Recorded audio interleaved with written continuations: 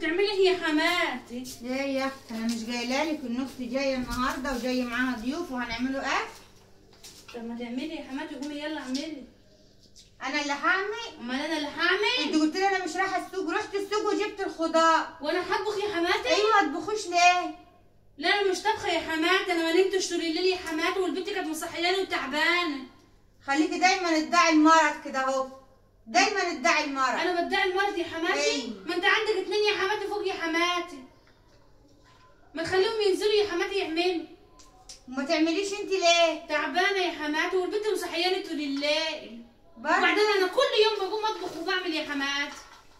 طب وايه يعني؟ بس حماتك جايت لك اطبخي النهارده. انت ما بيعجبكيش حاجه خالص يا حماتي، خالص خالص يا حماتي. انا برضو ايه والله. العراي المسد اللي قال جوا وبره وفرشتلك وانت مايله يعدلك.